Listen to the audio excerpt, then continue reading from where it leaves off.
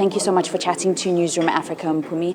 What actually is going on? We understand that at the heart of this delay has actually been a long-standing battle over a contract.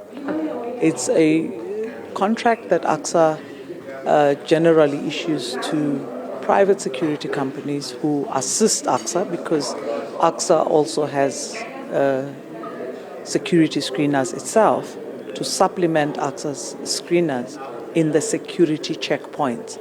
And that's where passengers go through and diverse and put their laptops and go through. That's where the challenge was, not in baggage. Okay. Right. Now, in relation to that, there's been a legal court decision that was taken around March, which basically required Acsa to review the tender that had been issued.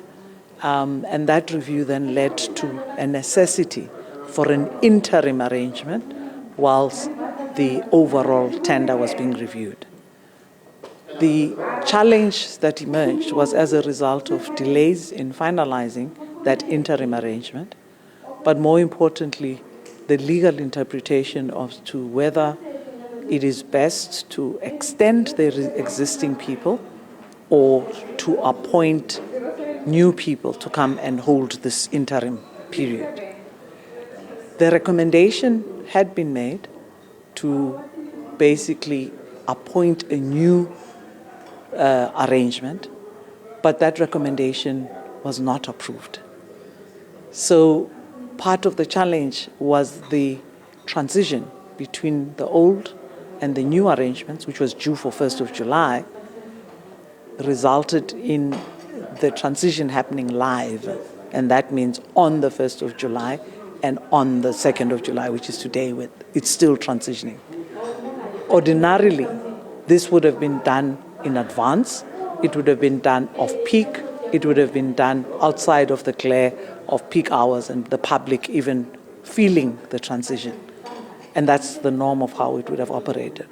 But the result of a legal opinion battle around do we extend or do we appoint a new arrangement led to the delays. And what has actually happened, which is affecting passengers, is the transition happened yesterday on the 1st of July and the 2nd of July, instead of happening the whole of last week, so to speak.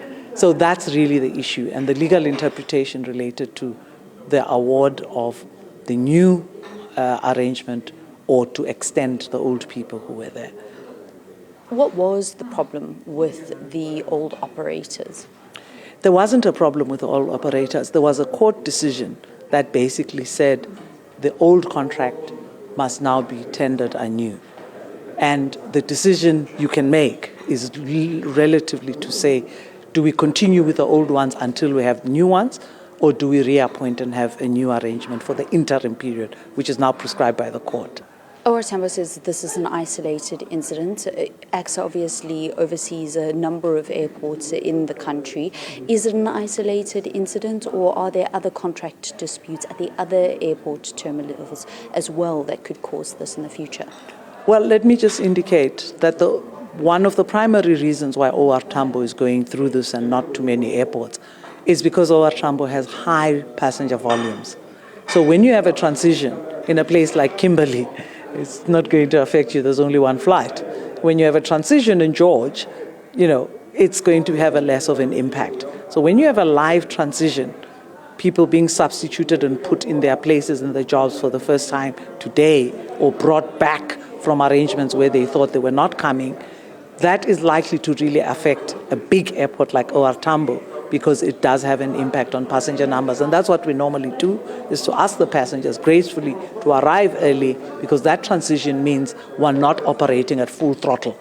People are being transitioned into the positions that they are having. Either they are being brought back as the extension, or it would have been new ones. Even if it was the new ones, you would have had a transition. But as I say, the transition would have happened slowly over a week prior, and nobody would have felt it and even known about it.